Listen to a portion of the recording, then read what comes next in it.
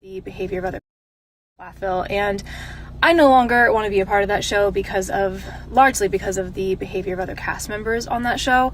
Also because I have found and know TLC to be a completely unethical network, and not only are they covering up abuse, they're also lying to you about their values and what they stand for.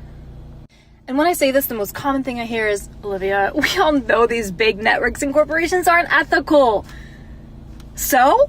Does that mean they get a pass? Like, just because we know that big corporations take advantage of people and don't have good ethics and values because they'd rather have the money, does that mean they just get a pass? I don't think so. You can decide that this doesn't matter to you, but I'm still going to share it because I think that it matters, and I think that there are people who would also want to know about this who may not be informed. So yeah, let's buckle in. If I were to go through everything that happened between me and my ex and his family, the things that I believe were abuse or wrong, I could be here for days on end. So here's a couple of examples. And I sent a full report to TLC, including dates and people involved and exact quotes and things said, and it was all dismissed by them. They basically said to me, sorry you felt unsafe, should have called the cops, and then released a trailer featuring my abusive ex, being like, oh my god, I'm so glad I'm not married to her anymore, and just completely rewriting history. Well, it's whatever, but here's a couple specific examples. My ex said that he wanted to shoot the people that he thought were making me more liberal.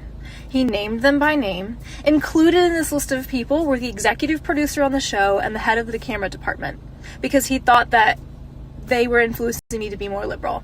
Yeah, that was completely dismissed. TLC did not give a fuck. There was also other people on this list, my friends. I turned in a report showing and stating that he also was pretending to shoot black people on TV. I had a handgun that I wanted to turn into the police department in Minnesota. It's not registered. I bought it when I was a teenager and very deep in the cult mindset of like, Hillary Clinton's gonna turn the military on us. As an adult, I realized I did not want an unregistered handgun. I was trying to turn it in, and he kept stealing it from me because he wouldn't let me, because he said that was too woke. And he kept it loaded under the mattress of our bed, kept putting it there on multiple occasions. That's not safe. I don't want to sleep with a loaded gun under the mattress. And yeah, kept confiscating it, would not let me turn it into the police. I turned this report in about the Club Q, I think is what it's called, shooting back in the fall of 2022, I believe. It was a queer bar in Colorado Springs, and it was a hate crime committed against the LGBTQ plus community. And when he heard about it on the news, he said, good, it's about time someone did something about those people. I turned this in the report. TLC does not give a fuck. They dismissed all of it. However, do you know what their website says? I'm going to include a screenshot here of what their website says their values are, what they stand for, inclusivity. It's a lie. They don't. They keep giving people platforms who they know are fundamentalist, extremist, religious people, and it's all for the quirkiness of it. They've never had a Coke. But the reality is these people's beliefs deny the reality of the very viewers of the show. The people who watch the show, there are a large majority of them do not have the same beliefs, do not live the same lifestyle, and my ex would deny their reality and champion them being shot with a gun and made threats himself about a gun. All this was turned in the report. TLC does not care. This is their website with their values. They do not actually uphold those values. They're lying to you. It's all about money. I've been threatened that I could be sued if I said something. People have asked me, why did you stay in that contract for years then if you knew this? And first of all, this is a huge corporation that loves to threaten and make people feel like they have no options, and they did that to me for years. Second of all, people were saying, well, you signed the contract and you chose to be on the show. That's actually not the full story. So when the show started, first off, the pilot was shot of my wedding. I was not asked about this decision. My ex-mother-in-law negotiated it behind my back, asked them to come shoot my wedding as a pilot, and I found out 2 weeks beforehand and was told, oh, sorry, it's already happening and I'm getting the check for it by her. Okay, so then moving on, after the pilot is shot that I had no control over at my wedding, then the show was presented on the table, and me and my ex said, absolutely not, we will not be on this show. And at that time, she was not allowing us to see his younger siblings, and that really hurt my ex. He grew up with no friends. The only people he knew were his siblings, and being cut off from them because he married me was really hard on him, and I felt really guilty. And so when she said, if you will agree to do this show, it's just one season, if you will agree to do this show, I will let you see his siblings. We talked about it, we caved, we said, okay. I was raised in a world where you say yes to authority, no matter what.